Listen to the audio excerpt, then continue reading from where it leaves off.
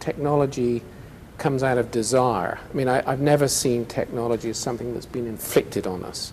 I think we desire to do certain things. For example, we've always desired to communicate telepathically. I think looking at late 19th century in America and Europe is a good idea. Maybe in Japan, I'm not sure of the history, where there were many mediums and there were lots of seances, they were called, where people had table wrappings and they had things, marvelous things called apports.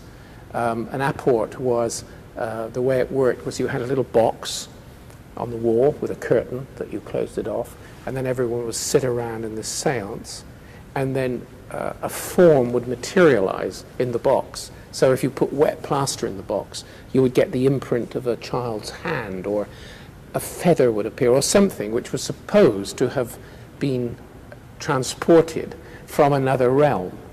But look at it from our perspective, and we're talking about telepresence, we're talking about virtual reality, we're talking about telecommunication.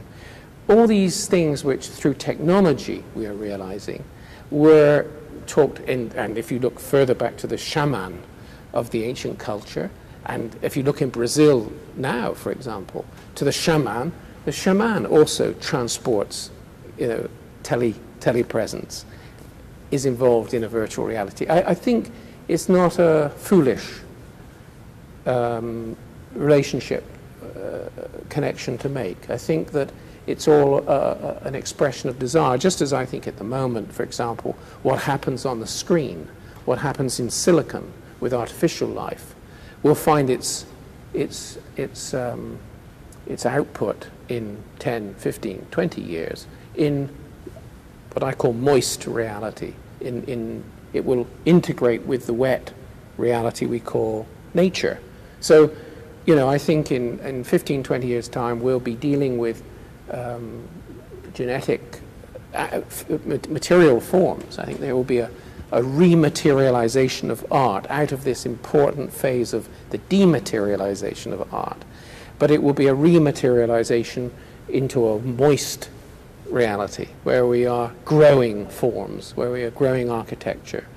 So, I mean, always the medium may change, the environment may change, but the human spirit, the will to realize, to transform, remains the same, I think.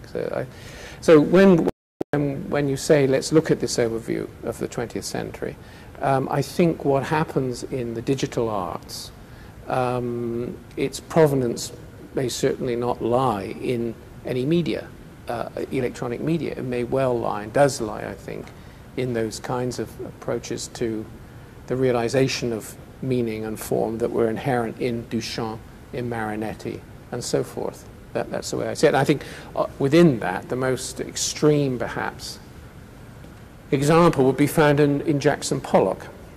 Because in Pollock, you're purely dealing with two-dimensional surface. It's fixed, it's paint, it's traditionally there, and yet what it's talking about is networks. What it's talking about is open-ended flux and flow. It is absolutely what we're about. It's just that the medium was appropriate to that time in New York in the 1940s, 1950s. And I think the reason I think that is important is that we should, I'm sure we do, but just to affirm that we see ourselves now. It could be that we'd see ourselves at the sort of peak of some development, and yet it's just another facet. I don't think there is any development. I think there's a spiral, or there's some form I don't know the geometry of that has an interrelationship. And as I say, I think that artificial life carries the next stage, but then again, artificial life will carry artificial consciousness, and that brings us back to what I think the net is all about. The net is about ideas. It's about the connectivity of minds. And as soon as you talk about the connectivity of minds, then you're talking about a kind of a hypercortex that will inevitably have its own field of consciousness. So that may not have answered your question. I'm sure it hasn't actually, but that's the way I see this a sort of shape of things within this century.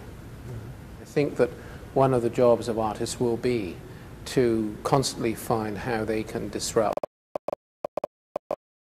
make it disordered in a creative way. That's on the one hand.